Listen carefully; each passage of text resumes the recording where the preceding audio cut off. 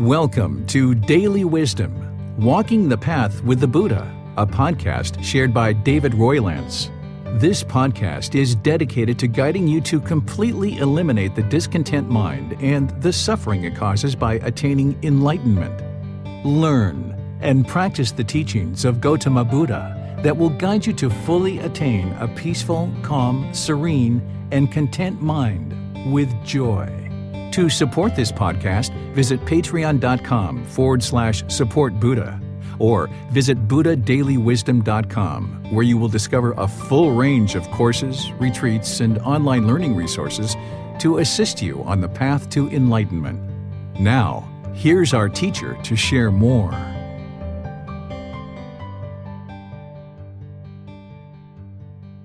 Sawadee Kap. Hello and welcome to Daily Wisdom, Walking the Path with the Buddha. Today is our group learning program, and we're finishing up with our three-part series on the Eightfold Path.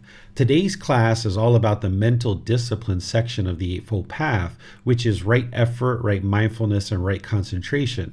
Over the course of 3 classes, I'm diving into detail in each individual step of the Eightfold Path because this is the core central teaching of the Buddha, and everything else plugs into this. So in these 3 classes, you get this really nice overview, but yet a really in-depth understanding of the Eightfold Path. So then in the future classes, we can progress forward, learning the entire path to enlightenment, and you'll already have a perspective of what the path to enlightenment is, because the Eightfold Path is the path to enlightenment. This is your life practice. So the more deeply that you understand it, you'll be able to glean the understanding of what the Buddha is teaching and then practice it in your daily life.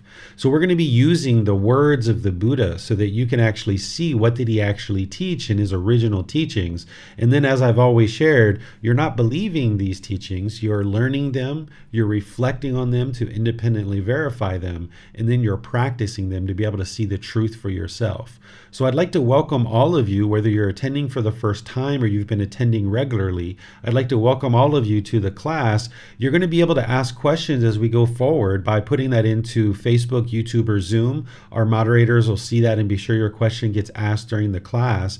Or if you're in Zoom, you can electronically raise your hand and ask any questions or follow-up questions directly. So let's talk just a bit about what we've already been discussing in our previous classes, just as a light little refresher. And this can even help some of you guys that haven't attended the class in the past 2 classes. But if you haven't seen those past 2 classes, it would be wise to go back to the original classes, either in YouTube and Facebook or the podcast, so that you can learn the wisdom and moral conduct section of the Eightfold Path, because now we're going to move into the mental discipline. But here, understanding that right view is the very beginning of the path to enlightenment. You need to understand what is the problem in the unenlightened mind, what's the cause, the elimination, and the path forward. And in 4 simple statements, the Buddha provides for you what the problem is, the cause, the elimination, and the path forward. The cause of the discontent feelings is craving, desire, attachment, this mental longing and strong eagerness.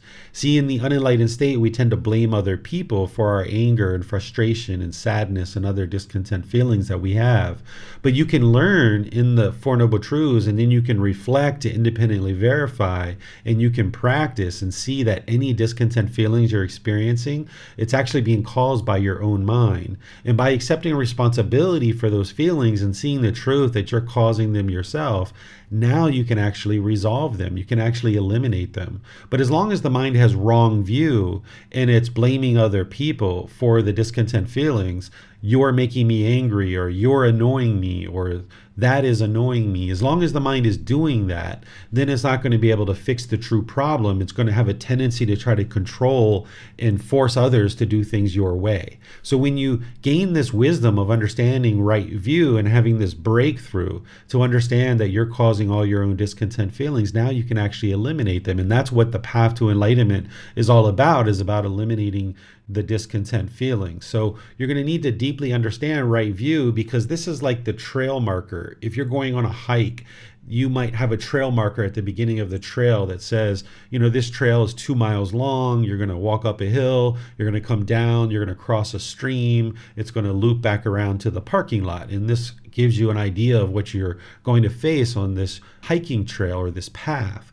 In the right view, the teachings on the Four Noble Truths is that trail marker. It's helping you to see in a very short time frame of what to experience as part of this path to enlightenment and how to actually eliminate the discontent feelings. And the fourth noble truth, the very fourth one, the last one, the Buddha is explaining that it's the eightfold path that is the path to eliminating discontentedness. So that's why a practitioner who's interested in getting to this peaceful, calm, serene, and content mind with joy would deeply investigate the path to enlightenment and learn this inside and out, backwards and forwards, and even studying it multiple times and dialing in each one of these steps closer and closer.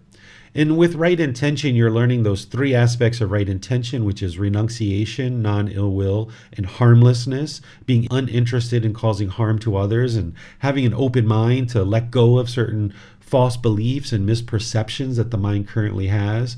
Then you learned about moral conduct, like right speech, right action, right livelihood, because as long as you're putting out harm through your moral conduct and being harsh and aggressive and bitter and hostile or causing harm through your speech, actions, or livelihood, then that's going to cause harm to others and harm is going to come to you. So it'd be very challenging to experience a peaceful and joyful mind and a very peaceful and joyful life. If you're causing harm to others, then harm's going to be coming to you. So this path to enlightenment isn't about just going under a tree and meditating somewhere and then emerging like, okay, I'm enlightened. This is actually not true. This isn't how the Buddha actually got to enlightenment. Yes, you're meditating and you're learning the mental discipline that I'm going to be sharing with you today, but you're also moving out into the world and you're conducting yourself in a way through your intentions, your speech, your action, your livelihood, and other aspects of this path to ensure that you're functioning in a way based on these natural laws so that you can now function in a way that's harmless and not causing harm to others. And you can still have enjoyment and you can still have lots of joy and fun and laughing and as part of your life, but you're doing it in a way where the mind isn't basing its inner feelings on some condition. Because as long as the mind is basing its inner feelings like pleasant feelings, painful feelings, and neither painful nor pleasant on some condition, then it's only a matter of time due to impermanence that that condition is going to change and now your feelings are going to change. So if you base your happiness on the fact that it's sunny outside,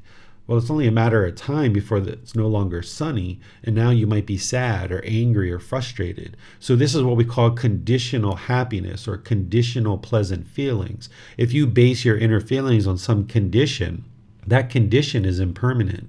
So therefore, your happiness, excitement, elation is impermanent. As soon as that condition changes, where it's no longer sunny, or your computer isn't working, or you can't find your shoes or your keys, or somebody says something that's disagreeable to you, then the mind's going to move to these painful feelings, this anger and sadness and frustration or other discontent feelings like that. So what you're doing on this path to enlightenment is getting liberated from these cravings, desires, attachments, these mental longings and strong eagerness, which is producing strong feelings in the mind. These strong feelings are hindering the mind and burdening the mind, carrying around this craving, desire, attachment. You can feel very tired at the end of the day when the mind is constantly pursuing and pursuing and pursuing, chasing after the objects of its affection, thinking that the next new shiny object around the corner is going to somehow be fulfilling. And if you get the objects of your affection, you get these pleasant feelings, these conditional pleasant feelings like happiness, excitement, elation, thrill, euphoria. But it's only a matter of time before those conditions don't exist any longer. And now you get angry or sad or frustrated. And if you have wrong view, you might falsely attribute these feelings to an individual or a situation, and now you push that person or that situation away. This is called aversion, where you overtly push away people in your life or you push away a situation because you think that situation or that person is causing your painful feelings. And this is the mind misunderstanding what's truly happening. And because of this wrong view, the mind pushes away and pushes away and pushes away, and eventually you find yourself somewhat lonely because you can't spend time with other people. You can only spend time with those people that you agree with. And if you don't overtly push them away, your conduct through your speech and your actions might become harsh and bitter and hostile. And now people choose to go away from you because of the moral conduct. And this is why the Buddha includes moral conduct as part of the Eightfold Path. If you don't understand how to speak and act and have a livelihood in a harmless way, then you're going to be causing harm to others, and people are going to leave from your life, and you're going to find it very challenging to have fulfilling and harmonious relationships. So this wisdom and moral conduct is building in such a way that now you can understand the mental discipline. And all of these aspects of the path, all these factors, are being practiced all at one time. You're not mastering one before you move on to the next one. These are like 8 individual dials that you're dialing in closer and closer and bringing your practice up more and more to what an enlightened being is going to be practicing. So now that you've learned the wisdom and moral conduct, and if you haven't, you can go back and look at those classes in the recordings. Now you're going to move into the mental discipline where you're going to be learning about right effort, right mindfulness, and right concentration. Because the whole reason why the mind is experiencing anger and sadness and stress and anxiety, jealousy, resentment, and all of these other discontent feelings is because there isn't discipline of the mind. The mind hasn't been trained, so therefore you're not able to control the mind.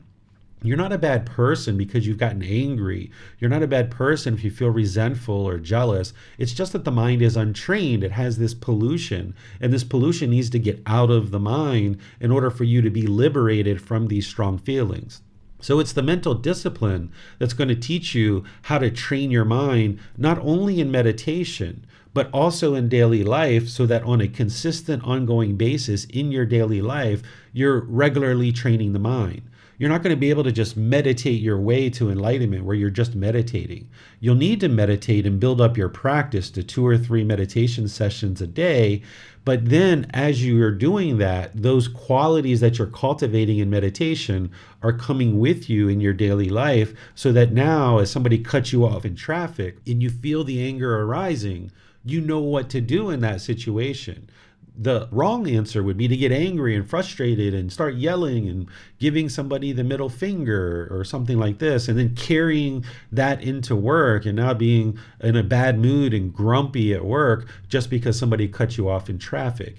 This mental discipline is going to teach you now and help you to understand what to do in those situations, because you can't control the person who's cutting you off in traffic. You can't control the person who's being rude or disrespectful in their speech. You can't control that your computer is going to break sometimes and that you're not going to be able to have your computer work permanently. All of these things are impermanent, so you can't control this impermanent world. But you can control your mind when you train it and you have discipline. So this class is all about helping you to understand this discipline and how to actually get to the point where you can have the discipline of your mind. So this class is about helping you to understand the mental discipline. And we're going to start with right effort. Right effort, in the words of the Buddha, are quite extensive, and I'm going to read this for you so that then you can understand what it is that the Buddha is sharing in his own words. And then I'm going to break it down for you so that you understand what he's talking about. And we're going to go through each of these steps: right effort, right mindfulness, and right concentration, understanding the words of the Buddha so that then you can actually know what he taught and what he didn't teach. And then I'll help you to understand how to practice this in daily life, because remember, you're learning, reflecting, and practicing. And that's where the real transformation is occurring as you're practicing these teachings. So here under right effort, the Buddha says, "In what, monks, is right effort? Here, monks, a monk rouses his will, makes an effort, stirs up energy, exerts his mind, and strives to prevent the arising of unarisen, evil, unwholesome mental states.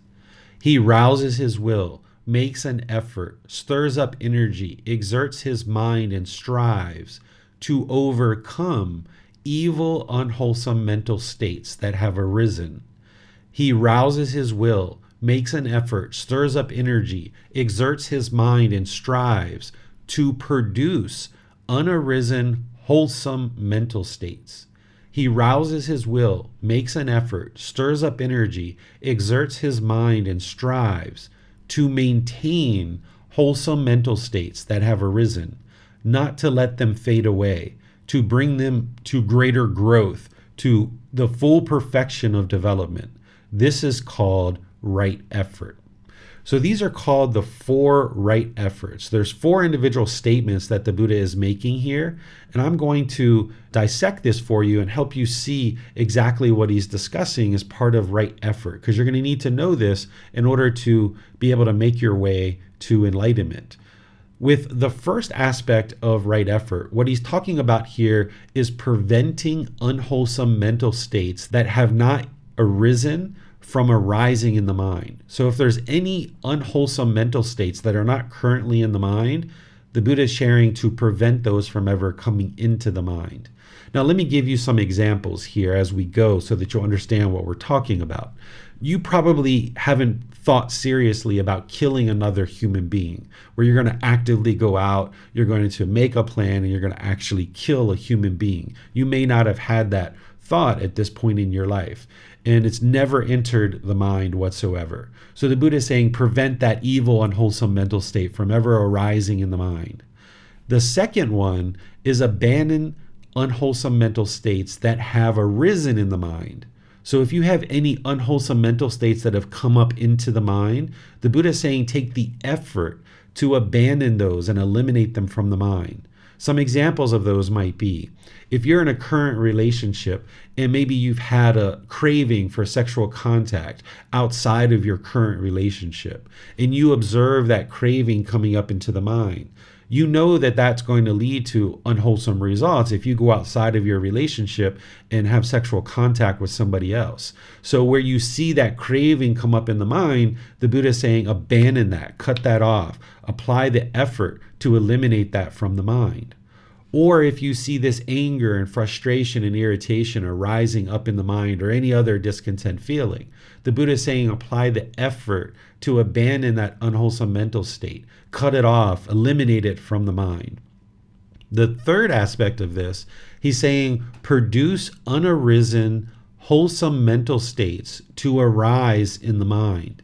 So just some examples here. Say that you learn as part of this path to enlightenment that generosity is a wholesome quality to practice, the giving and sharing of more than is strictly required in any given situation, because this helps to eliminate craving, desire, attachment. Craving, desire, attachment, the mind's holding on, and it oftentimes becomes very selfish. Well, if you know that your mind is fairly selfish, and that you don't have generosity in the mind, and you learn as part of this path that generosity is a wholesome mental state that needs to be arisen in the mind in order to get to enlightenment, the Buddha is saying take the effort to arise this in the mind, produce this generosity in the mind. Another example might be compassion. Compassion is the concern for the misfortune of others. The opposite of compassion would be like indifference. If you didn't care about the suffering or the difficulties that other beings experience and you were indifferent to their suffering and their unfortunate circumstances, that would be the opposite of compassion. So if you've noticed about your own mind that you're indifferent about how other people experience life, and you could care less about how other people feel or how they function in the world, any misfortunes that they have, and you learn that compassion is a wholesome quality that needs to be cultivated, the Buddha is sharing to apply the effort to arise this in the mind, right? So this is producing unarisen, wholesome mental states to arise in the mind. The fourth one is to maintain wholesome mental states that have arisen, not allowing them to fade away, and work to increase their growth in the mind. So you might have loving kindness or sympathetic joy that's currently in the mind. Loving kindness is the opposite of hatred or anger or ill will. It's a genuine interest in seeing beings be well. So if you notice that you do have this genuine interest in seeing others be well, then the Buddha is saying apply the effort to support this, encourage this, allow it to grow in the mind, bring it to full perfection. Or sympathetic joy. This is the opposite of jealousy and envy. Sympathetic joy is having joy for others' success. even if you didn't contribute to it.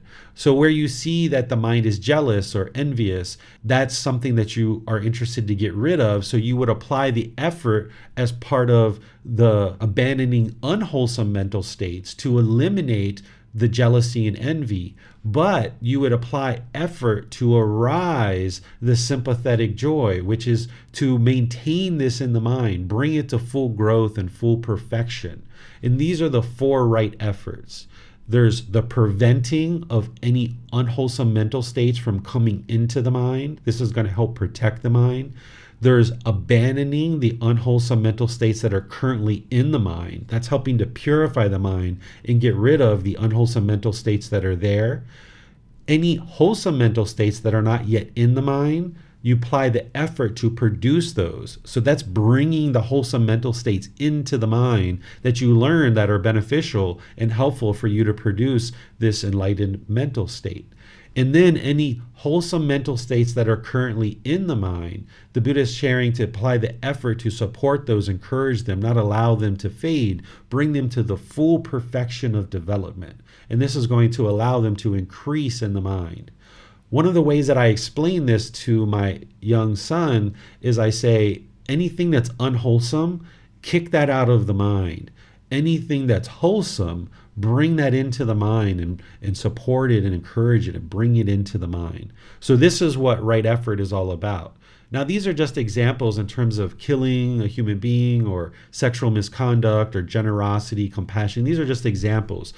The things that are unwholesome that are currently in your mind and the things that are wholesome that are currently in your mind, that's going to be unique to you. Everybody's going to be unique. And this is where the next step of the Eightfold Path comes into play, which we'll talk about in a moment, which is right mindfulness. This is what's going to help you to determine what are the unwholesome things that are in your mind, what are the wholesome things that are in your mind, so that then you can apply the effort to either abandon the unwholesome or arise the wholesome. But let me pause here and see what questions you guys might have on right effort. Again, you can put those into Facebook, YouTube, or Zoom, or you can raise your hand electronically in Zoom and ask any questions that you like around right effort. It does not appear that there are any questions at this time, sir. Okay, so let's move on to discussing right mindfulness. And again, what I'm going to do is I'm going to read this to you so that you understand the words of the Buddha related to right mindfulness and you can see exactly what he taught and what he didn't teach. And then I'm going to break it down for you so that you understand what this is and how to actually apply it in your life. The Buddha says, "In what, monks, is right mindfulness? Here, monks, a monk resides, reflecting on body as body, dedicated, clearly aware, and mindful, having put aside craving and worry for the world. He resides reflecting on feelings as feelings, dedicated, clearly aware, and mindful, having put aside craving and worry for the world. He resides reflecting on mind as mind, dedicated, clearly aware, and mindful, having put aside craving and worry for the world. He resides reflecting on mental objects as mental objects, dedicated, clearly aware, and mindful, having put aside craving and worry for the world. This is called right mindfulness." So now let me help you understand what this is and how to actually practice it in your daily life. When you're first starting to understand right mindfulness, you can just think of it very generally as awareness of mind. This is a good way to just think about mindfulness from the very beginning. Ultimately, you're going to need to understand the 4 foundations of mindfulness and practice those, which I'm going to explain to you today. But you might just decide to think about right mindfulness as awareness of mind. Because if you're practicing to purify the mind and get rid of the unwholesome things and arise the wholesome, you're going to need to have this awareness of what's going on in the mind. Oftentimes when we're in the unenlightened state and we don't know these teachings, we don't really know what's in our mind and what's not in our mind. And just whatever comes out of our mouth is what comes out of our mouth because we're not aware of what's going on in the mind. So what you're doing as part of this path with meditation and other aspects of your practice is you're developing this awareness of the mind. Now, oftentimes this word mindfulness is used in common language, but people aren't necessarily using it in the same way that the Buddha used it. You might hear somebody say, "Can you mindfully carry this glass of water to the table?" What they're actually saying is, can you carefully carry this glass of water to the table? They're not actually using it in the way that the Buddha used it. So even though other people might use the word mindfulness in ways that the Buddha didn't use it, it's important for you to understand what the word mindfulness means and use it in the way that the Buddha means it as part of the path to enlightenment, so you can come to a deep understanding of all the various aspects of the path to enlightenment. What mindfulness is awareness of mind and being aware of what's going on in the mind. And you're developing that in breathing mindfulness meditation. That's one of the things that you're doing, is developing this mindfulness or awareness of mind. More specifically, what right mindfulness is the four foundations of mindfulness. Here you heard the Buddha say body as body, feelings as feelings, mind as mind, mental objects as mental objects. What he's describing to you here is the process of discontentedness arising in the mind and what you're going to actually experience when discontentedness is starting to arise. Because if you understand right view, in that it's craving, desire, attachment in the mind, these mental longing and strong eagerness that is causing discontentedness to arise, when you have craving, desire, attachment in the mind, and you get the objects of your affection, you're going to get those pleasant feelings. When you don't get what you want, you're going to get painful feelings. And then there's these neither painful nor pleasant feelings that you also will experience, like shyness or uncomfortableness or dissatisfaction. But prior to the mind becoming discontent due to its own cravings, there's going to be these bodily sensations that you experience before the feeling actually comes into the mind. So if you've ever experienced like tingling in the body before you got angry, or you felt heat in the face, or you felt pressure in the head before the mind actually became angry, this is the bodily sensations. Or if you've ever experienced butterflies in the stomach, this is just queasiness in the stomach.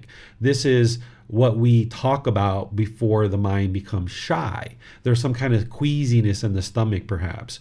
Or before you got stressed, you might felt like pressure on the neck or the shoulders. This is the bodily sensations associated with discontentedness arising. So if you are aware of these things now, then you know what I'm sharing with you is the truth. But if you're not aware of this, then you're going to need more training through breathing mindfulness meditation, and to start being observant of your mind through mindfulness, that you can start becoming aware of these bodily sensations before the feeling comes into the mind. Because once the mind starts going past the bodily sensations and now it becomes a feeling in the mind, you now have anger, you now have frustration, you now have guilt or shame or fear or some other discontent feeling in the mind. And once it's in the mind, it's a lot harder to get rid of it at that point. But you can still cut it off and let it go there as a feeling. If you don't address it as a feeling, it's going to be affecting the condition of the mind. Have you ever been angry for several hours or for a few days or maybe even a week or so, right? This is because you missed the bodily sensations. You missed it as a feeling. And now those feelings have affected the condition of the mind. And now for a few hours, a few days, maybe a week or so, you're angry about something. And then what happens is we form these mental objects. What a mental object is it's like a container. It's deeply rooted in the mind. And in this example, we'll use the mental object of ill will. Ill will is a mental object that's deeply rooted in the mind, and it has been created based on this process occurring, where when we were children, when we were just born, we didn't have ill will in the mind. We didn't come out of our mom's stomach hating other people or being angry at other people. When we came out of the stomach of our mom, it was just like, wah, wah, wah, we cried. And then after we got calmed down and we adjusted to the impermanence of not being in this warm, wonderful stomach any longer that was feeding us and giving us everything we needed. We experienced that impermanence of coming out of the stomach, and we cried and cried and cried. But eventually we let that go and we realize, okay, we're in the world now, and where's my milk? I would like some milk, right? Well, as we aged, we started craving things. We started wanting things. We wanted that chocolate. We wanted that lollipop. We wanted that new toy. And if we got it, then we got pleasant feelings. But when we didn't get what we wanted, we got those painful feelings of anger, and frustration started to arise in the mind. And because of our lack of wisdom, we falsely attributed these painful feelings to other people. And it started to affect the condition of our mind, and we formed these mental objects of ill will. We started having hatred and anger and bitterness and hostility towards other individuals because of this container of ill will that's formed in the mind. And the reason why this is all occurring is because of our lack of wisdom and not understanding true reality and not understanding these natural laws of existence. So what the Buddha is doing for you here is he's cluing you in to the process of discontentedness that's occurring, so that now when you're aware of it, you can actually take action to fix it and to resolve it. Because if you're aware of the bodily sensations that are arising, and you know that it's about to become anger in the mind and these feelings are going to start to arise, well, you can cut off and let go of that bodily sensation so that the anger doesn't come into the mind as a feeling. Because once the anger comes into the mind as a feeling, it's much harder to get rid of it. It's kind of like if you were in a boat and you were taking this boat from the USA to England. If you're out in the middle of the water, the last thing you're interested in is for this water to penetrate and come into the boat, because now you got a real problem to deal with. You've got to get this water out of the boat or the boat's going to sink. So what you're interested in doing is preventing this water from ever coming into the boat. And it's going to take effort for you to do that. You need to maintain this boat and ensure that it's got this protective seal and the water is not coming into the boat. So this is what the Buddha is explaining to you, that as you see these bodily sensations associated with conditioned pleasant feelings, painful feelings, neither painful nor pleasant, starting to arise, this is the mind's craving, desire, attachment, where it's trying to base its inner feelings on some impermanent condition. And where you see that occurring, you apply right effort to cut that off and let that go, because you're not interested in these unwholesome qualities coming into the mind. You're not interested in these feelings coming in where now the mind is angered and frustrated or irritated. But even that conditioned happiness, excitement, elation, it's eventually going to lead to sadness, anger, and frustration in others. So the mind is attempting to form its inner feelings based on some condition, and it's going to arise these bodily sensations, alerting you that this is about to happen. This is like the red light on the dashboard of your car, that if there's a problem in the car, there's going to be a red light on the dashboard that's going to tell you that something's wrong, to pull over so that you can pop the hood and you can look at what's wrong with the car.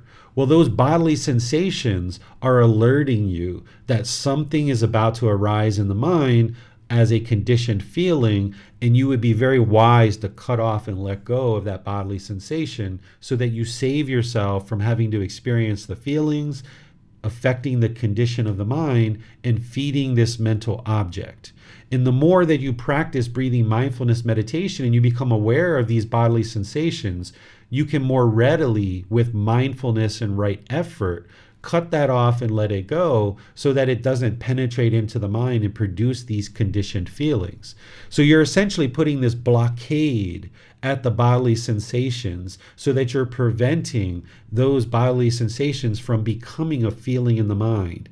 And then this mental object of ill will, you're using something like loving kindness meditation to break that up, almost like a jackhammer. You're breaking up the ill will and uprooting that out of the mind so that now, by you working the path in this way, you can get to the point where you've eliminated craving, desire, attachments in the mind. You've eliminated the mental objects which are causing the pollution of the mind.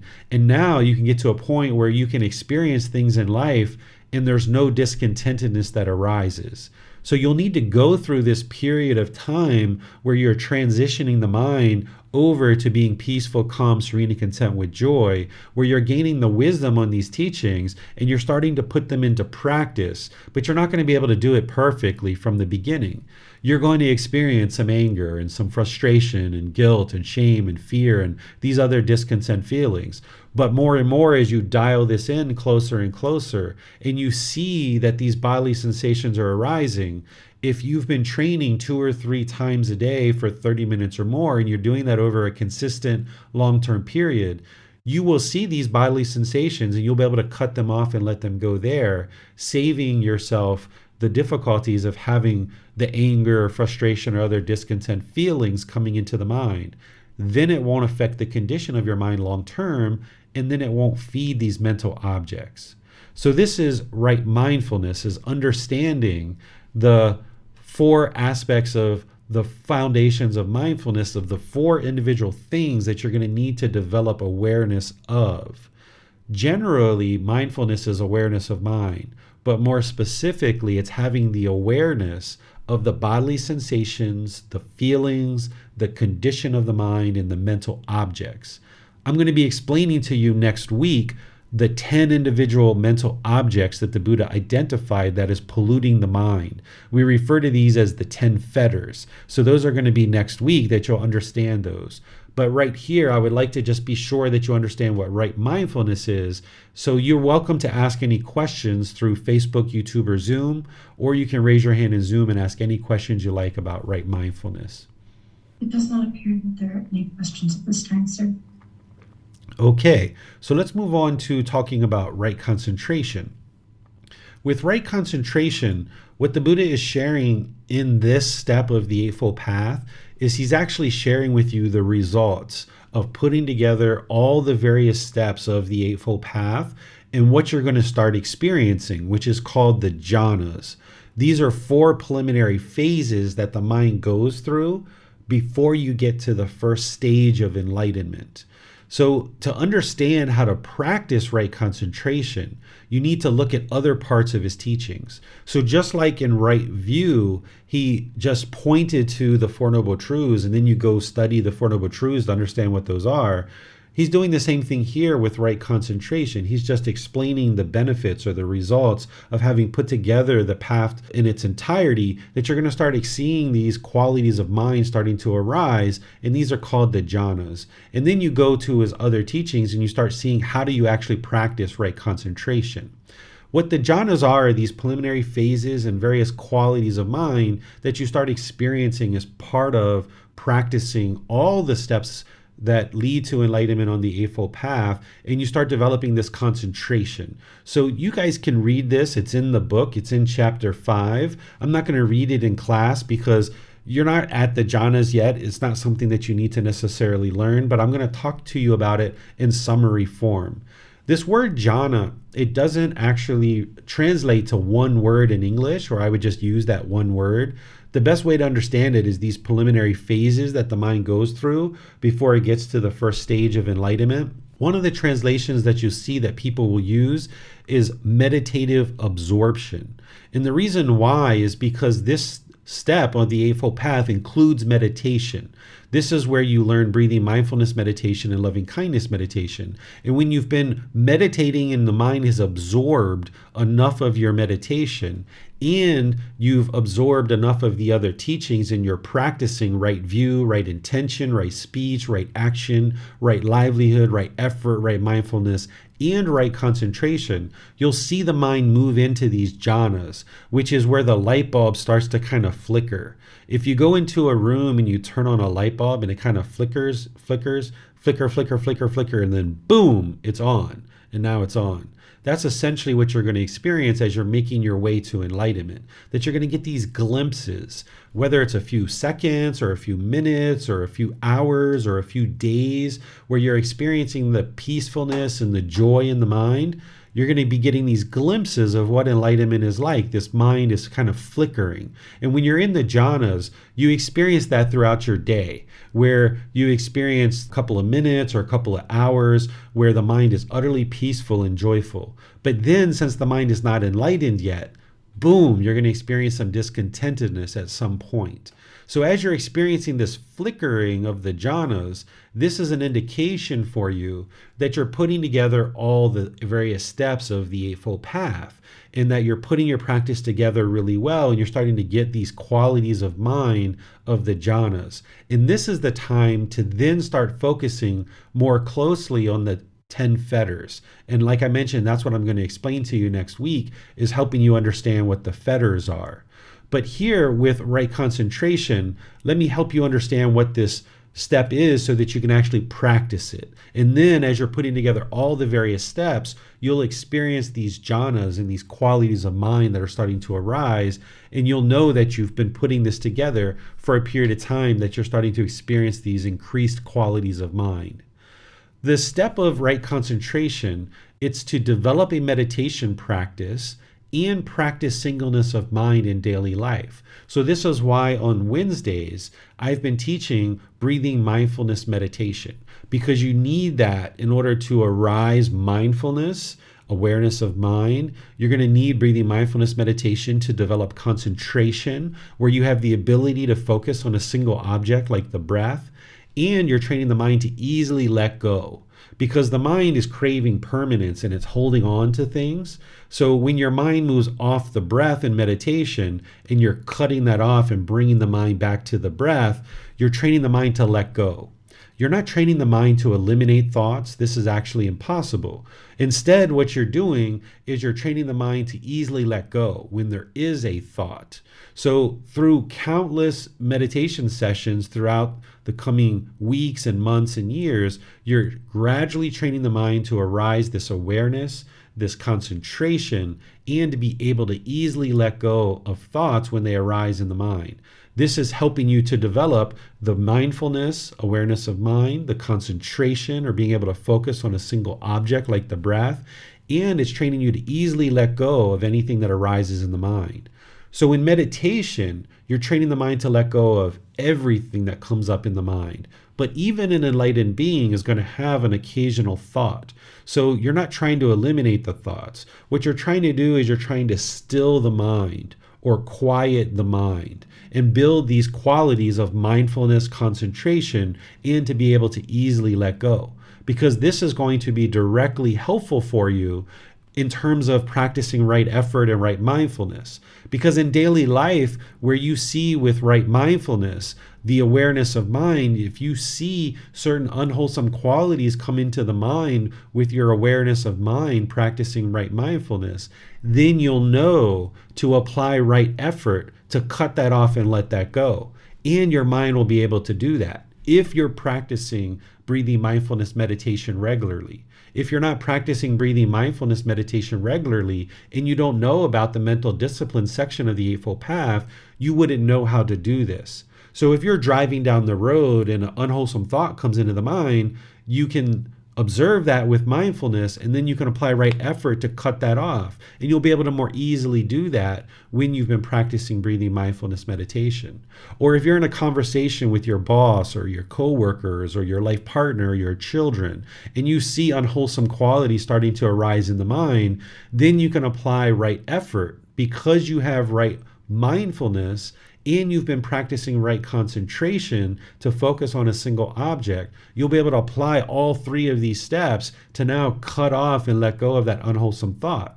And then when you do this enough, eventually you get to the point where the mind doesn't have any unwholesome thoughts arise, because you've purified the mind. But in the process of transforming the mind, you're going to need to actively be aware of what's going on in the mind with mindfulness, and then apply right effort to cut it off and let it go. And you're developing these qualities in meditation using breathing mindfulness meditation, and then you're practicing it in daily life, so that while you're out and about in your day, you can have awareness of mind, and wherever you see anything unwholesome arise, you'll know to cut that off and let it go. And you'll get better and better at observing that those unwholesome thoughts have arisen, because your mindfulness will get dialed in more and more closely. And you'll get better and better at cutting it off and letting it go by applying right effort as you're dialing in your meditation of breathing mindfulness meditation, building this ability to cut off and let go of thoughts as they arise. In meditation, you're cutting off and letting go of every thought that arises because that is your training. But in daily life, you're only cutting off and letting go of unwholesome qualities that arise. If something wholesome arises in your mind, like you decide you would like to take your kids on a walk, or you would like to take your family out to dinner, or you would like to update your resume and apply for a new job, or something like this, these are wholesome thoughts. So go forward with that. You're not cutting that off in daily life. But in meditation, if anything comes up, you're cutting off anything and everything because you're trying to build this skill of being able to cut off and let go of things easily while you're developing mindfulness and concentration. It's the same thing that a professional athlete would do. If you're a professional athlete, you might train with cardiovascular, with weight training, with agility training, and different things like this. But then when you go out in your sport, you might be a pole vaulter, or you might be an ice skater, or you might be a football player, or something like that. So your training is going to look one way, and when you perform your sport, it's going to look a different way. So it's the same thing with your meditation, a breathing mindfulness meditation. You're cutting off all thoughts because you're exercising the mind. You're training it to easily let go. And then in daily life, you're only cutting off the unwholesome thoughts. And then more and more, you'll get to the point where you've quieted the mind, you've stilled the mind, you've let go of all the pollution of craving, of anger and ignorance, and the things that we're going to talk about as part of this program.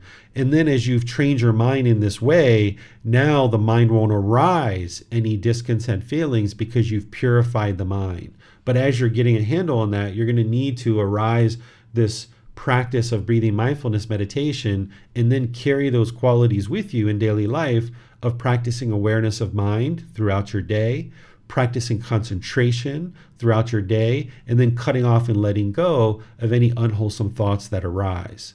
You're also practicing loving kindness meditation as part of this path to enlightenment. This is what's going to transform the anger, the hatred, the ill will.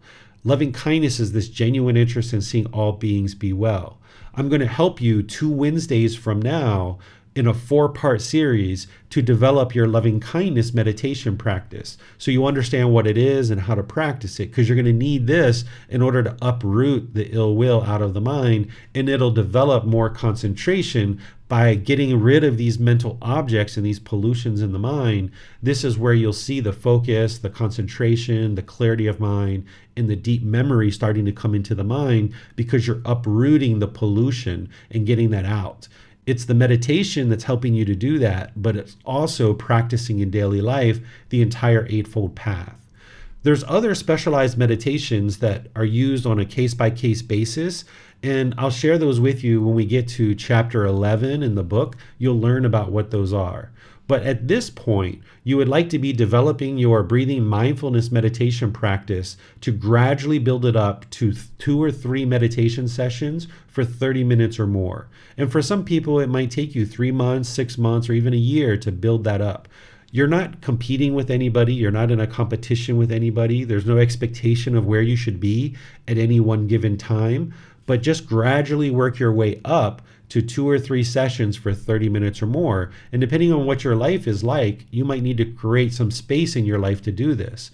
If you have a lot of children, or if you're a single parent or something like this, if you have a lot of activity at work, it's going to be a lot more challenging for you. But more and more, when you see the benefits and how the meditation is helping to improve the condition of your mind, you'll be more interested in bringing this into your life. It's kind of like when you were a child, our parents had to constantly motivate us and remind us to take a shower and brush our teeth.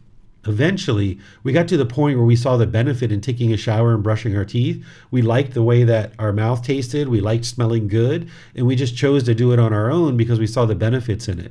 So the meditation is the same way. You need to get enough of this under your belt and accumulate the benefits that you appreciate those benefits. And now you build up your practice more and more. And you have a tendency to do this on your own without necessarily being prompted to practice meditation. So as you're developing your meditation, this is helping you to develop right concentration.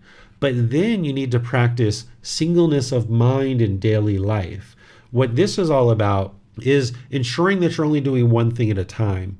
Oftentimes we're taught to multitask and we think that this is the way to conduct our life. This only came about in the 1960s when computers started being manufactured. Human beings started thinking that their mind could function like a computer chip. A computer chip can do multiple processes at one time, but a human mind can actually only do one thing at a time. During the lifetime of the Buddha, they weren't trying to do multiple things at one time in multitasking because it wasn't something that was going on. But nowadays, because of our modern technology, human beings think that they can actually multitask. So we might be talking on the phone, we might be watching TV, and we might be eating some food at the same time. But our mind actually can't do all three of those things at one time. We might be talking on the phone for a couple of seconds, and then our mind is rapidly switching to look at the TV and see what's going on the TV, not fully understanding what the person is actually talking to us about because our mind is now focused on the TV. And then we might switch and rapidly cycle to the eating and start eating. And the mind is rapidly cycling from thing to thing to thing to thing to thing. And now you might find that you're quite stressful. You might find that you have anxiety. You might find that it's very hard for you to relax. When you're at home and you're not doing anything, you might find it very hard to just sit somewhere and do nothing because the mind is trying to rapidly cycle from thing to thing to thing. You haven't trained it to just do one thing at a time and practice singleness of mind. So what you would like to do with this training that you're doing in meditation, where you're focused on the breath as a single object and training the mind to focus on just one thing at a time and be peaceful and content and joyful while you're doing that, you would like to now move that into daily life. That if you're talking on the phone to a friend or a family member or a coworker or what have you, you're just focused on that conversation. Wherever you observe that the mind is moving off of that, because you have mindfulness and you observe that the mind is moving away from the conversation, you then apply right effort to cut that off and let it go and bring the mind back to the conversation. Or if you're in a business meeting and you're observing that your mind is wandering and you're not able to focus on what's actually occurring in the business meeting, you would like to cut that off and let it go and come back to the business meeting. Or if you're in a conversation with your life partner or your children or you're driving or something like this, and your mind goes off of that task, where you see the mind isn't practicing singleness of mind because you have mindfulness or awareness of mind, you then apply right effort to cut that off and let it go and bring the mind back to the actual activity that you're doing. Not allowing the mind to rapidly cycle from thing to thing to thing to thing to thing, because this is detrimental to your mind. As long as you allow the mind to rapidly cycle like that, you're not going to be able to be calm and peaceful and joyful because the mind is overactive. So the meditation is helping you to develop the ability to focus on the breath as a single object. But now you need to bring that into your daily life, that where you see with mindfulness that your mind isn't able to focus on a single object, like a phone call or a conversation or a TV program or you're eating, you observe that your mind has wandered, and now you cut that off and you bring it back to whatever activity that you're involved in. And this is helping to cultivate the mind and train it to have singleness of mind. Because if you're trying to practice something like right speech or right action, for example, and you're on a phone call, but you're also watching TV and you're eating, it's going to be very difficult for you to have that conversation with right speech because you can't bring forth your full wisdom in order to have that conversation and talk to this individual. So that means you're kind of partly in the conversation and partly out of the conversation. So now this conversation is probably going to be elongated longer than it needs to be. And then when you get off the phone, you're not going to necessarily remember what it is that you talked about. You're not going to remember what actions you need to take in terms of your phone conversation. And now you need to go back and you need to clean this up. And it actually takes you more time to apologize to your friend or your coworker. Maybe they're disgruntled because they knew that you weren't paying attention to them or what have you. So where the mind is thinking that it's saving time by multitasking, you're actually making your day a lot harder for yourself because you're not doing any one thing well. You're multitasking and trying to rapidly cycle the mind from thing to thing to thing, and you're tripping over your feet, essentially, you're not bringing forth your full wisdom and your full concentration to practice something like right speech. So you now need to spend more time to go back and clean this up. Whereas if you would have just had the conversation, maybe 5-10 minutes, you would have been done and off to the next thing, and you would have been able to handle whatever it is that you handled. Or if you would have watched your TV program, you would have been able to digest that and know that you had whatever experience you had there, and then you could move on. Or if you ate something, you could just eat and focus on eating. Where when your mind's rapidly cycling, you're not doing any one of those things very well, and you're just going to have to take more time to clean that up. If you've ever been chewing food and talking at the same time, you know what happens. You start choking, right? This is the indication to you that the mind can't do two things at one time. Or if you've ever tried to do two things at one time and you tripped and fell, or you dropped something and broke it, this is the mind showing you like, hey, you can't actually do two things at one time. Just stay utterly focused on one thing at a time. And this is how you'll cultivate more focus and concentration. Yes, in meditation, but also in daily life by practicing singleness of mind. This is how you arise right concentration. And now you can bring your full thoughts and your full wisdom to any one particular situation. In fact, if you've been participating in these classes and you're listening to my voice right now, whether it's on the replay or live, you're working on practicing right concentration right now, because you might not be used to sitting and listening to somebody talk for an hour or an hour and a half or 2 hours. This might be foreign to you. You might actually be surfing the internet while you're listening to me talk right now. You might be writing out an email or a text message. Your mind's jumping around. It's not maybe able to focus on just one person talking. And if that's the case, you're not a bad person. You haven't done anything wrong. It's just that your mind isn't trained yet. So by showing up to these classes, not only are you learning the wisdom of the Buddha, but you're also training your mind to have right concentration, to be able to focus on just one person speaking. And where you see that the mind is wandering during the talks that we're going to be having over the coming months, where you see that you're not able to focus with singleness of mind, you cut that off and let it go.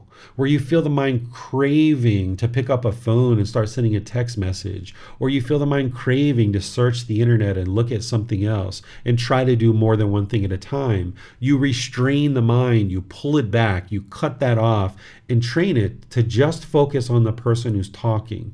So this is actually part of your training by sitting and listening to somebody actually talk and digesting that content and being concentrated while you're doing that. So let me see what questions you guys have on anything that I've discussed here as part of right concentration. You can put that into Facebook, YouTube, or Zoom, or you can raise your hand in Zoom and ask any questions that you like. Yes, thank you, sir. On Zoom, Alexo asks, can we use the breath as an anchor or sanctuary for the times when our mind becomes disturbed? Yes. So if you're training your mind in meditation and you're getting used to focusing on the breath and cutting off and letting go, and that's what you're doing in meditation, in daily life, you can do the same thing. So if you are in traffic and you really wanted to get through that green light and then boom, it turns red and you've got to stop and you feel this frustration coming up, you can close your eyes for a few seconds and start focusing on the breath, and that can help you to resync the mind and cut off and let go of anything that the mind is starting to arise in terms of discontent feelings.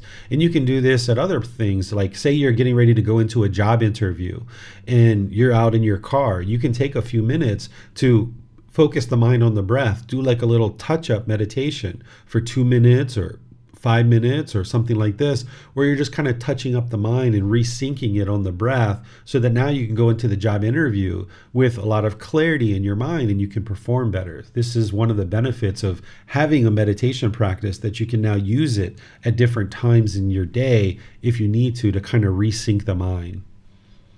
Thank you, sir. Also a question, in daily life, especially because we know that we will be around people day to day who are not practicing, who are not on the path and don't have the understanding of these lessons. Even simple things, when you're sitting at a table having a meal with another person, how can that be handled when they try to have conversation with us while having a meal? You can have conversation while having a meal, but you would like to do one thing at a time. So if you're looking at your food and you're scooping your food and you start eating your food, okay, you're chewing your food and you're eating. But now, when you're done, now you talk, right? So you're not having elaborate conversation, like super in-depth conversation, but you're eating. And then when you're done eating, now you're listening and now you're talking, right? So you can do these things separately. But what I would like to add to what you're asking, Miranda, I thought this is where you might have been going as well. So that's the first part of answering your question. But another part of this is, like, you might be involved in a certain task at work or at home, like on the computer, and you're writing out an email, and maybe your child or a coworker comes and talks to you, where normally you might have tried to listen to them and continue to type out your email. What would be better to do is either ask them to hold on while you finish your email, or let go of the email and now focus on your child or focus on the coworker who's come by. Because if you try to do both of these things at the same time, the mind's not going to perform very well there. So where you see your mind attempting to do more than one thing at a time, you cut that off and let it go, and you just do one thing at a time, whether it's sitting and eating and talking. You just do one of those things at a time. You either eat or you talk. Or if you're writing an email, you either write an email or you talk to your child or you talk to your coworker. If your phone rings while you're writing an email, if you're going to answer the phone, you put your email on pause essentially and you pick up the phone. Or you just choose to continue to write your email and you'll call the person back who calls you on the phone. And when you do this more and more readily, it'll become natural to you, and you'll see how much more concentration and focus you have, and you will never think about ever doing it any other way. Where now it might be a bit of a challenge to restrain the mind. You might find that you want to talk on the phone and continue to write out your email at the same time. But where you see this, you need to restrain the mind and now train the mind to just do one thing at a time, because you'll be more successful at bringing forth all your wisdom to do this, including when you're eating with a friend or a family member or something like that. Yes, thank you, sir. There does not appear to be any more questions at this time. Okay, so let me help you guys understand a bit about what these jhanas are, because you'll be experiencing these if you put together the path to enlightenment and you're gradually working all the various factors of the path and you're dialing this in closer and closer. You'll start experiencing these different jhanas. In the words of the Buddha, he explains it very clearly. But what I've done here is I've extracted it and I've brought it into a way that you can digest it and understanding each one of these jhanas. And remember, this is like the light bulb flickering and helping you to understand that you're starting to put together the entire path to enlightenment. The first jhana is you'll notice that you'll start distancing yourself from sensual desires. There are certain things that the mind is craving and longing and yearning for. And you'll notice that you'll start distancing yourself from those things, no longer longing and yearning and craving for those things. You'll start distancing yourself from unwholesome mental states. Like anger won't appear in the mind as intensely as it once did. It'll still be there. You'll still have some frustration and irritation and things like this, but it won't be the intense rage that you once had. There'll be this thinking and pondering. What the thinking and pondering is this is before you are on the path to enlightenment. I call it that we were just walking through the forest, running through the forest, knocking down all the trees, burning up the forest, and we could care less. We could care less what was going on. We were maybe just out for our own selfish desires. And when we look behind us, we have this long path of destruction behind us. Where now, when things are happening in your life, instead of doing that, you might think and ponder, right? You get a bill in the mail, where in the past you might have gotten angry and frustrated at this person who's billing you and saying that you owe them money when you know you paid them. Where in the past you would just get angry and fly off the handle, maybe call up the customer service and yell and argue with them. Now you're thinking, having put together the rest of the Eightfold Path, you're starting to think and ponder, how can I handle this situation? There's some impermanence here. Somebody's sending me a bill. I know with 100% certainty that I paid it. I still have the receipt. Let me think and ponder about what's the best way to handle this. Let me call them up. Let me use some right speech. Let me get them the receipt so that they'll understand this. And you'll know that being angered and hostile isn't going to actually solve the problem. So you start thinking and pondering about the teachings of the Buddha and how to apply them in your daily life. And this is a process that you go through as part of this first jhana, and it starts to help you confirm the wisdom of the Eightfold Path and kind of more concretely set in the wisdom of the path, where you first learn the path and now you start thinking and pondering about how to use the path in various situations and circumstances that you're encountering. This is the thinking and pondering. Then there's this excitement and joy that starts filling up the mind. The mind that is off the path to enlightenment versus a mind that's in the first jhana, there's going to be this excitement and joy. It's going to be very noticeable, where you have more joy than you've ever experienced at any other time in your life.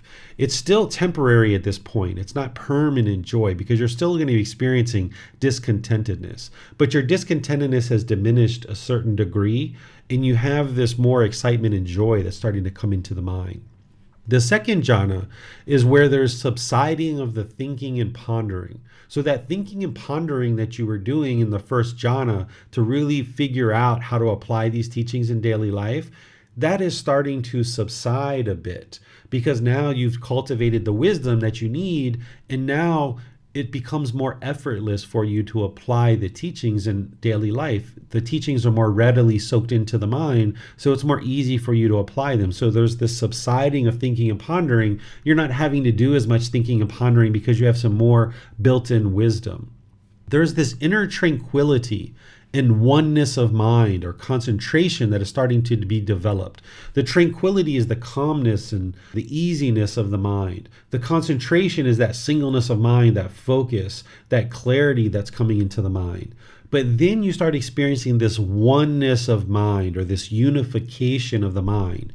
What this is that in the unenlightened state, before you get to the second jhana, there's a conscious mind and there's a subconscious mind. And both of these are polluted in the unenlightened state. But the subconscious mind tends to be more heavily polluted than the conscious mind. Because consciously, you might have a certain thought that comes up in a conversation, but you're like, no, I'm not going to say that. That's unwise. I shouldn't say that. I'm not going to say that to this person. That would be inappropriate of me to say that. But the conscious mind, this dirty devil, so polluted, it'll send things up into the mind, and you might just say something and blurt something out. And then after you said it, you're like, oh man, why did I say that?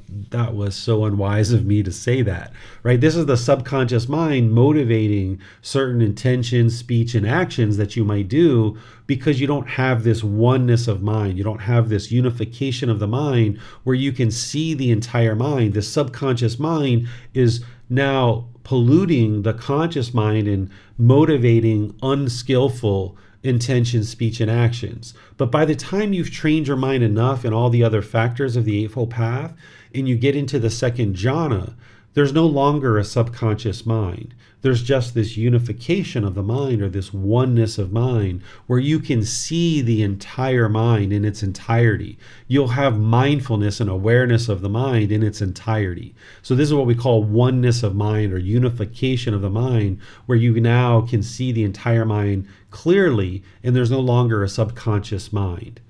And then by the time you're moving more firmly into the second jhana, thinking and pondering is completely eliminated. It's completely gone from the mind. And the mind is still filled with this excitement and joy. Again, it's still temporary at this point, but you're having more and more excitement and joy that's coming into the mind, that's just almost there and readily available. And now the mind was moving into the third jhana. This is where there's the fading away of excitement, because that's the conditioned feeling. The mind is getting excited based on some condition. So that starts to fade away, where you're no longer basing your excitement on some condition. Instead, the mind is experiencing this unconditioned joy, where there doesn't have to be anything that occurs in order for there to be joy. You wake up in the morning and it's sunny outside. You were already joyful before you saw the sun. But then you go take a shower because you're getting ready to go outside and go hiking. And then you see that it's raining outside, but the mind is still joyful. Because you didn't base your inner feelings on the fact that it's sunny outside, you also don't get upset when it's raining outside. Instead, the mind can just be joyful all the time. So this is the unconditioned joy, that you're not basing your inner feelings of this excitement on the fact of the weather. So therefore, when the weather changes, you might just think, okay, well, I'm not going hiking today. Let me stay home and read a book. Or let me go to the mall and watch a movie. Or let me go shopping. Or let me go to a restaurant or something like this. You'll just change your plans because you know that this is impermanence, that it can't permanently be sunny outside. But in the unenlightened state where we're craving permanence and we really want to go on that hike, now the mind is going to crave this permanence, and it's going to only be excited or happy if it can get the objects of its affection. So this excitement starts to slowly fade away, where now you have this unconditioned joy that comes up into the mind. The mind is imperturbable, unable to be upset or excited. So you're not experiencing the extremes anymore of the high excitement, and you're not experiencing the lows of the upsetness or the deep sadness. Instead, the mind's coming more and more into the middle, where it's now able to have these unconditioned feelings of joy and enjoyment. It's not experiencing the extreme excitement and the extreme sadness. Instead, it's coming into the middle, and it's being more peaceful, calm, serene, and content with joy. It's not able to be shaken up. There's this calmness and this serenity. And this is all coming about because of the mindfulness, or the awareness of mind, and having clear awareness of the mind. Then there's this peacefulness that is starting to come into the mind, this equanimity. This equanimity is calmness and composure, especially in difficult situations. And there's this awareness of mind that's becoming more and more fully developed in the mind, where you have this full awareness of the mind. Then the mind is moving into the fourth jhana, which is where you've given up pleasure and pain. What the pleasure and pain is, it's not to mean that you don't have enjoyment in your life. You're surely going to have enjoyment. As an enlightened being, you'll actually have more enjoyment than you will have had in the unenlightened state.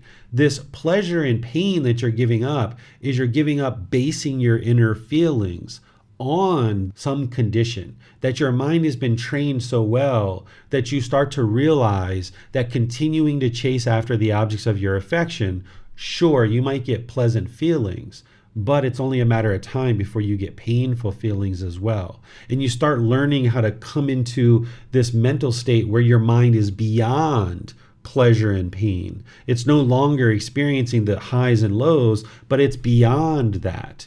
And you've decided that this is what you're going to actually do, is train the mind to let go of this temporary happiness that is ultimately unsatisfactory and dissatisfying to the mind because it only lasts for a few minutes or a few hours. Instead, you're now moving the mind where it doesn't have craving, desire, attachments, and now you can experience this unconditioned joy. So this is giving up the pleasure and pain, no longer chasing after the objects of your affection.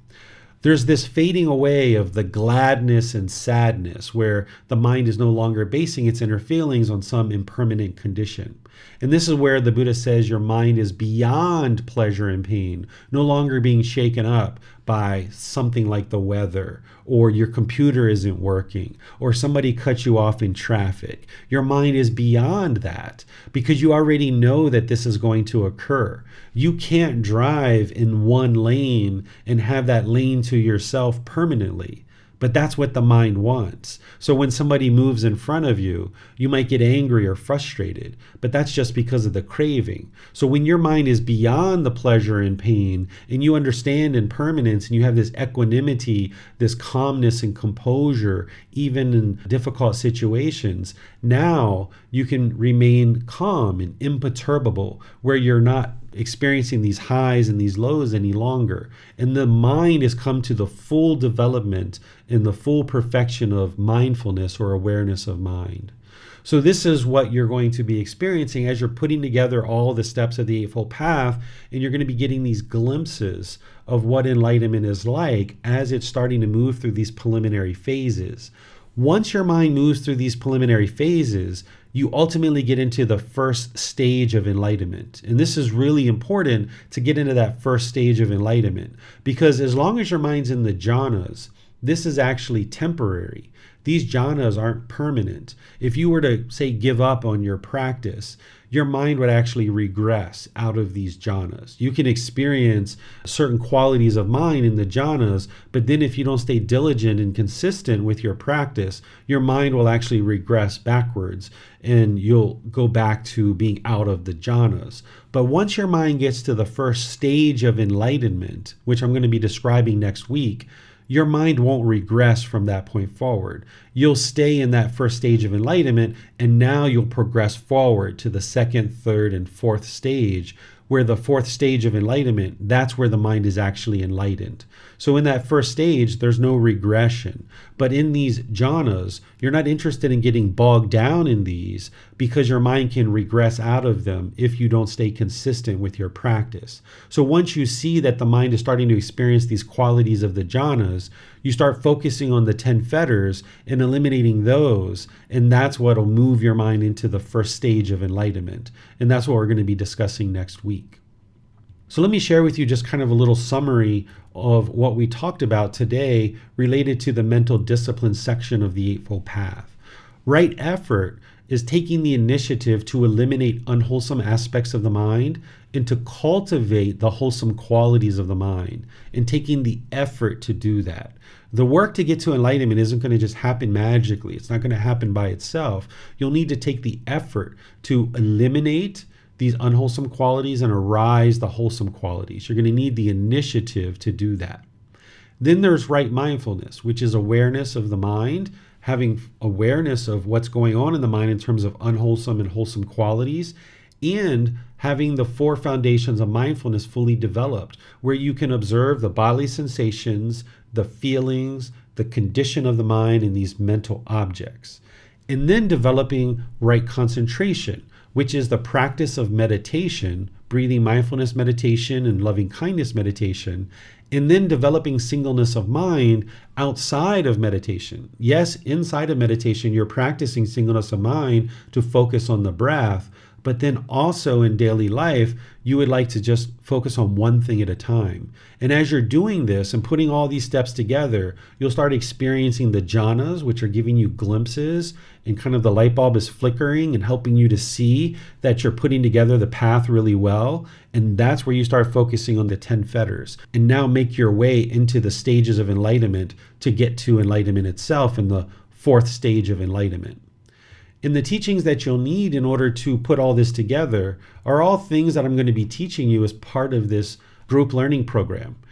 The Developing a Life Practice, The Path That Leads to Enlightenment, that very first book, it's going to share with you a bunch of content that's going to help you to gain this foundation and this framework to understand the path to enlightenment. Things like the 3 universal truths, the 4 noble truths, the Eightfold Path, the 5 precepts, developing a meditation practice, and then experiencing these jhanas, and then focusing on eliminating the 10 fetters. So I'm going to be sharing those things with you, and even more as part of this group learning program. We're going to be going through chapter by chapter. And what I would like to encourage you to remember is to never give up. There's going to be challenges. There's going to be even struggles and difficulties along the way on the path to enlightenment. And this is where the mind is doing the most work. This is where you're actually cultivating the most wisdom.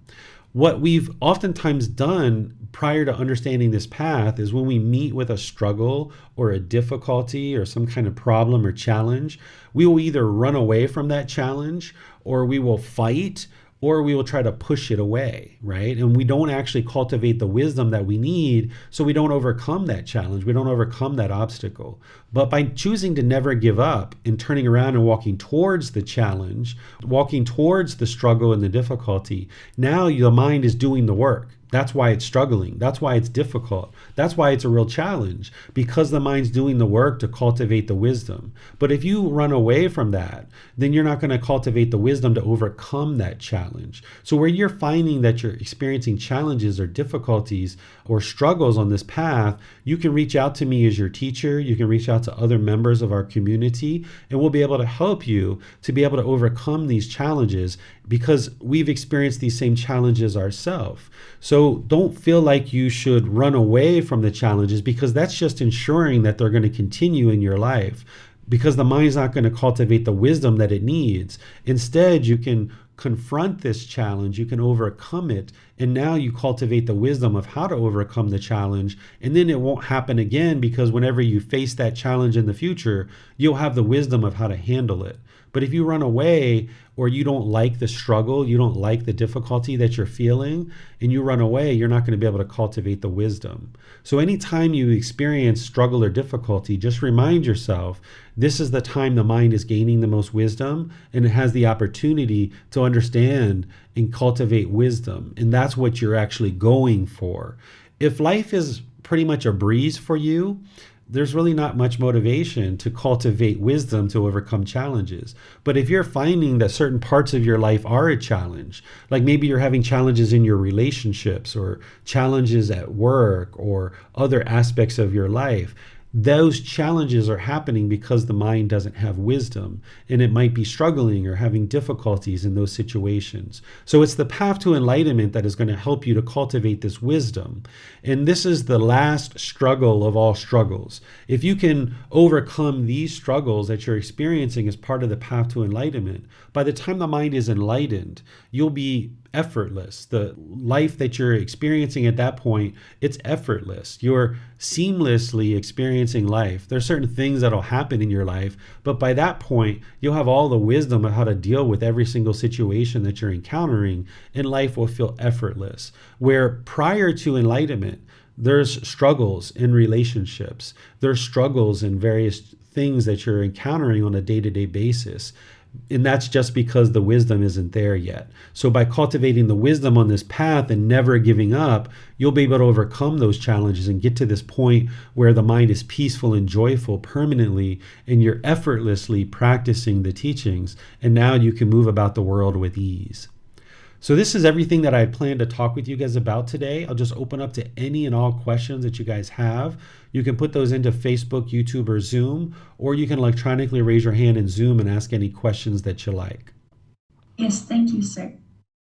On YouTube, a student has a question. They ask, "Good day, sir. Is meditation seen as training and work, or is it a time to relax and be calm?"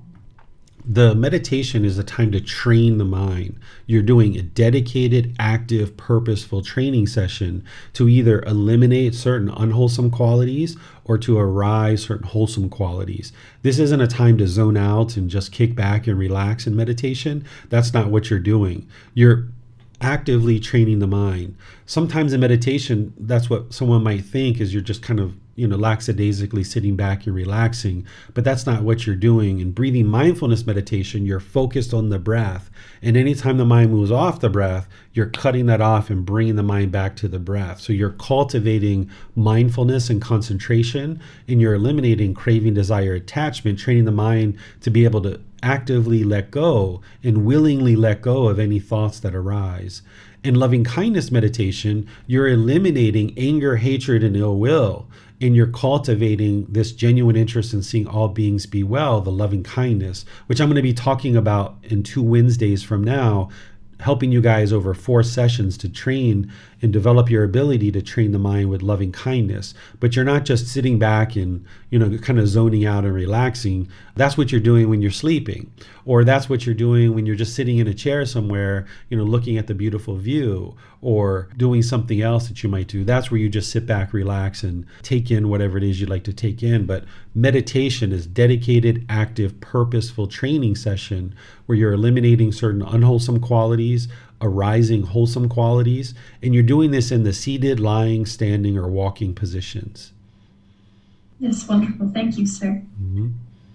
And then on Facebook, Jacqueline asks, "Can you explain how is it possible to be indifferent when a man is beaten to death in the most violent country in the world? Because I, like many, are deeply affected by these events." Yeah, there's some people who might be indifferent about that, right? That see those things occur, and they might think negatively about that, or they might say, oh, that person deserved this, or what have you. So there's people that can be indifferent, but that's not what you're looking to cultivate as part of your path to enlightenment. But you're also not interested in the other side of that, which the Buddha talked about as part of right mindfulness, where he talked about craving and worry for the world, where you're holding on to the world, wanting the world to be a certain way. And you can only be happy if the world is the way that you see it in your mind, because the world isn't going to function the way that you want it to function. There's too many beings in the world. There's too many decisions that they need to make. There's 8 billion human beings, and then however many billions and billions or trillions of animals in the world. And all of these beings have their own individual mind. So they're making decisions on their own. You can't control and you can't force these people to do things your way. So if you were indifferent, or if you were craving and yearning and longing for things in the world to be a certain way, then in both situations, your mind's going to be discontent. You're not going to have joy in the mind. So what this path is about is bringing the mind to the middle, where you understand that these things do occur, that people unfortunately do meet with certain situations where they're beaten to death, or there might be people who are choosing to beat another person to death. And you will understand that the reason why this is occurring is because of craving, anger, and ignorance, or the unknowing of true reality. Any human being who beats another person to death, they're going to have a certain amount of craving, which is a mental longing and strong eagerness. They're going to have a certain amount of anger or hatred or ill will in the mind, inflicting harm on other people. And all of this is occurring because of ignorance, or the unknowing of true reality. Individuals don't understand that their mind is having this craving and anger. They don't understand things like the Four Noble Truths. They don't understand things like the Eightfold Path.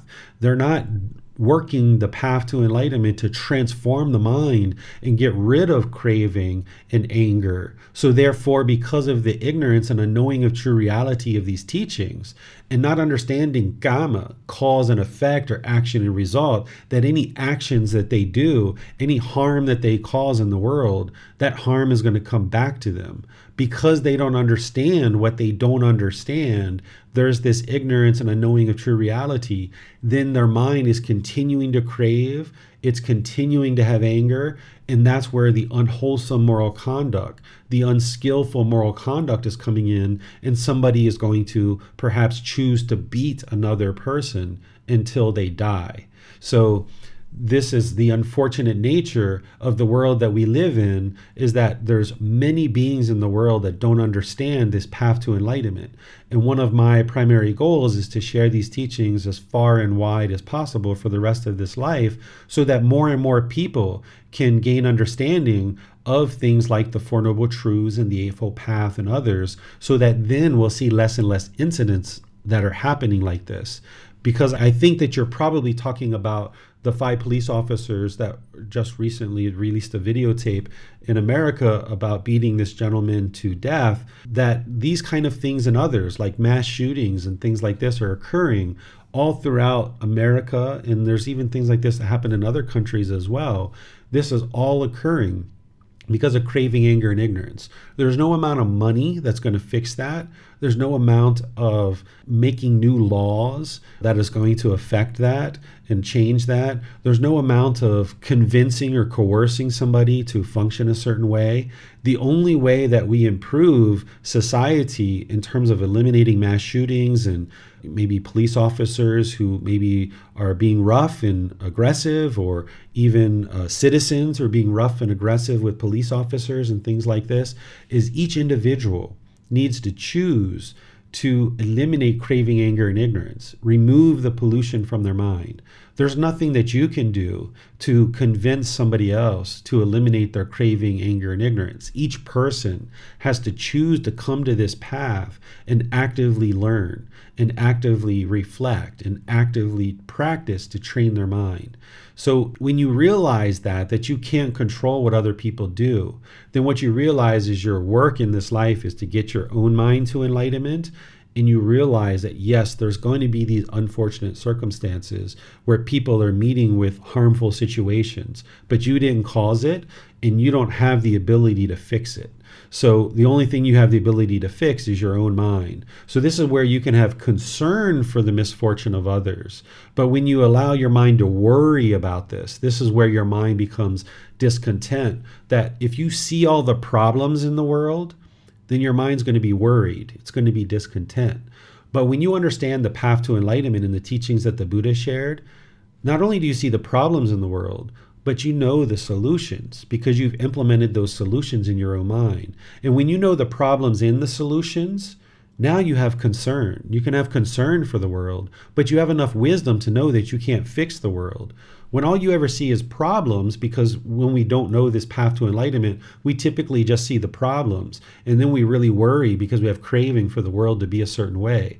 But when you know what the solutions are, which is each individual being needs to learn and practice these teachings in order to get closer and closer to enlightenment, and that's not going to happen in this lifetime, then you know, okay, what the real goal here is for you to focus on your own training, your own mind. You can have this concern for the world and where people need your help and they might be interested to understand this path to enlightenment. You can help them, but only when they're interested in your help. If they're not interested in your help, you can't help them. Maybe their ego is too high. Maybe they're disinterested in doing the work to improve their mind. Because in order to get to enlightenment where a being is no longer functioning through craving, anger, and ignorance, there's 1,000,001 decisions that person has to make. And you can't force that person to make those decisions. They have to choose to make those decisions themselves. So that's why as a teacher, I can put out advertisements on Facebook and other places that I'm having classes, that I have retreats, I have a YouTube channel, a podcast. I can share all that content into the world for free. But I can't force somebody to watch it and to understand it and to do the work to transform their mind. So we can share posts and we can let people know about the path to enlightenment, but they need to make the choice to actively progress and pursue the learning and education and then to actually do the work. So you can develop the mind where it's in the middle, that you know that there's problems in the world, but you also know the solutions. And there you can maintain your concern, and that would be the middle. But as long as the mind is indifferent to people's suffering and unfortunate circumstances, that's not going to feel good for you. But also if the mind is craving and longing and wanting the world to be a certain way, that's not going to feel good for you either. So you'd like to bring the mind into the middle where you have this compassion or this concern for the misfortune of others, but realize that in order for them to experience better results, they have to make the decisions in their own life to improve their own life. You can't do the work for them. It's wonderful. Thank you, sir. Mm-hmm. Next has his hand raised. Let's go to him for his question. Thank you, Miranda. Thank you, Teacher David. I had a question over the jhanas. When the mind enters the jhanas, it's like a false, like there's, it's increasingly peaceful, and the mind gets kind of tricked into believing that we are maybe enlightened or whatever, and the mind wants to take a break or not continue, assuming that maybe it's reached enlightenment. Yes, this is a common thing that I see, is that when people start moving into the jhanas, they've put together enough of the Eightfold Path that they're starting to experience this increased qualities in the mind. They're not yet in the first stage of enlightenment or enlightened, but their mind thinks that they're further along on the path than they are. There's some people who are experiencing the jhanas who actually think that they're enlightened. So when you talk to people, if they might tell you that enlightenment, you're still sad or you're still angry, that's because they think that they're enlightened. They're not. They're in the jhanas. And now, because they still experience a certain amount of anger or frustration, they might think that enlightened people still experience anger and frustration, but they actually don't. So if you move into those jhanas and you start experiencing the increased qualities of mind that are there, if you think that you're enlightened at that point, you might slack off your practice and then your mind regresses. The other thing that can happen in the jhanas, and I see this occasionally too, is that as people starting to experience increased qualities of mind in the jhanas, but the ego is still there. They think that they're further along on the path than they are, and their ego goes up, and now they think that they're further along than they really are, and now it hinders their progress because their conceit and their ego, their arrogance and pride has gone up. So that's why once you're in the jhanas, you're not interested in getting bogged down there and thinking that you're enlightened or thinking that you're further along than you really are. What I choose to teach, and you'll hear this next week, is to never convince your mind that you're enlightened, even when you know that you haven't experienced discontentedness for 1 year, 2 years, 3 years, 4 years. Don't ever convince yourself that the mind is enlightened, so that you'll just always be interested in cultivating wisdom and always interested in being attentive to the mind. And if you see any aspect of the mind that is something that you would prefer not to exist in the mind, that you can cut that out and let it go. Whereas if at any point you convince yourself that you're enlightened, or you convince yourself you're in the jhanas or the second stage or first stage of enlightenment or something like this, there's a tendency for the arrogance and the pride to arise. And now this is a huge obstacle for you to be able to actually get to enlightenment if the arrogance and pride starts to arise. So once you get into those jhanas, there's oftentimes, as I mentioned, that excitement. Some people describe it as bliss that comes into the mind. There's this bliss that comes into the mind, and people will oftentimes describe enlightenment as bliss, or they'll call it unlimited happiness or something like that. But in reality, they're not yet enlightened, because if the mind is experiencing this bliss, which I would describe as maybe euphoria, if it's experiencing that, then it's still in the upper side. It hasn't kind of tempered that, and now having the mental discipline to control the mind. If the mind is running away in this bliss and this euphoria, then the person isn't yet having mental discipline to be able to control the mind. So an enlightened being, they'll have joy available to them all the time. It's really easy to smile. It's really easy to be joyful as an enlightened being. You're never in a bad mood whatsoever. So you wake up peaceful and joyful all day long, peaceful and joyful. You go to bed peaceful and joyful. But in those jhanas, there's still a bit of sadness. There's still a bit of irritation and annoyance and things like this. So if you convince yourself that you're enlightened at that point, then yeah, you could potentially give up, and then your mind will regress, and that's not what you're interested in occurring. So once you experience those jhanas, focus on the fetters and keep making your way toward enlightenment. And then even when the mind is enlightened, don't convince yourself that the mind is enlightened, because at that point there's a potential for arrogance or pride to arise. And if that arises, then you're surely not enlightened yet. Thank you, sir. You're welcome. Yes, thank you, sir. Well, it appears those are all questions at this time. Okay. Well, what I'll share with you guys to close things out is just what we're going to be doing in our future classes. That the next class is about the 4 stages of enlightenment and the 10 fetters, because now that you've had this overview of the Eightfold Path and leading you up to understanding the jhanas, now what a practitioner would do is start focusing on the 10 fetters and eliminating those, and then that's what moves into the first, second, third, fourth stage of enlightenment. You're not going to actually be doing this work at this point in time. What we're going to end up doing 2 Sundays from now is we're going to start off with chapter 1 of the book. So these first 4 classes are just to really get you started, where you can see this overview. You're not going to be able to put all this together in a week's time or a month's time. So I'm giving you this overview so you can see the bigger picture. And then we're going to go chapter by chapter in the book and helping you to understand. We're even going to be talking about the Four Noble Truths again in chapter 4. We're even going to be talking about the Eightfold Path again in chapter 5. We're going to be fleshing out all of these teachings over successive classes to help you more fully understand. And then as you're progressing, even at the end of the 7 months, you're not going to be enlightened yet. You're going to be gradually dialing this in more and more closely, but this is going to give you a first big dose of information and understanding of the teachings to be working in the direction of enlightenment.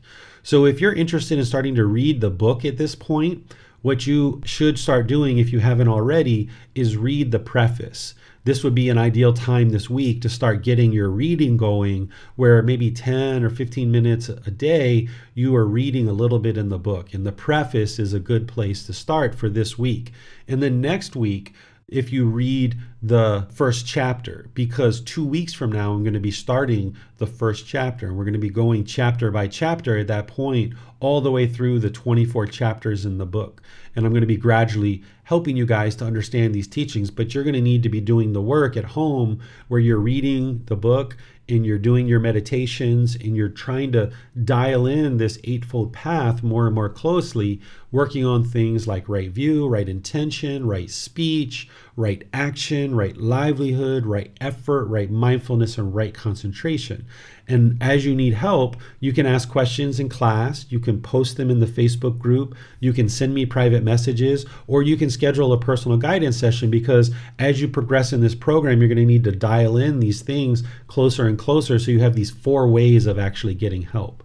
So be sure you're working on your meditation practice, and then also doing the work outside of meditation to bring up these qualities of the Eightfold Path, where you're practicing each individual factor more and more. And we're going to be covering these as we go forward. This isn't the last time you're ever going to hear about the Eightfold Path. And then in Wednesday's class, I'm going to be sharing with you the 4th class of the 4-part series on breathing mindfulness meditation. And at that point, we're then going to move off 2 Wednesdays from now into loving kindness meditation. And then we have the Pali, Canon, and English study group that just restarted yesterday.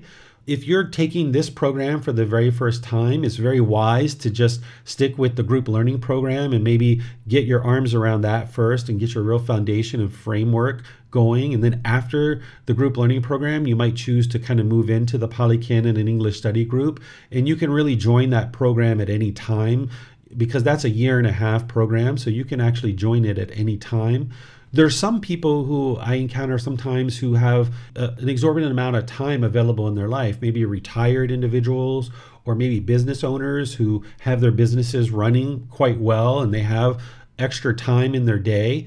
If that's where you are and you would like to do the group learning program and Pali, Canon, and English study group together, you can do both of those programs at the same time. But if you feel like this is enough, what you're learning in the group learning program, then it might be wise to just stick with this. So the choice is yours, what you would like to do. But on Sundays and Wednesdays, I'm doing the group learning program here at the temple and online. And then on Saturdays, here at the temple and online, I'm doing the Pali, Canon, and English study group. So you'll have these programs to help you. And then throughout the year, I'm also doing courses here in Thailand at the temple, and I also do retreats at various places around the world. We have some retreats that are planned in the USA for July and August, and there's an event that's at India and Nepal where we're going to be going around and visiting the pilgrimage sites of the lifetime of the Buddha.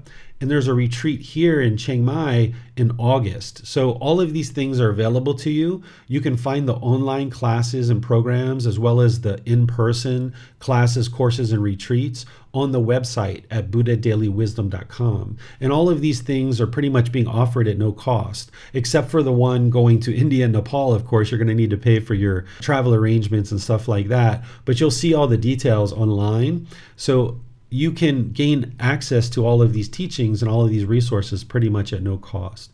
So as you have questions, feel free to reach out to ask for help, and feel free to continue to attend these classes, because as you continue to learn, your wisdom will just increase. And as you apply it in your daily life, you'll see that your life will just gradually improve, your personal and professional relationships.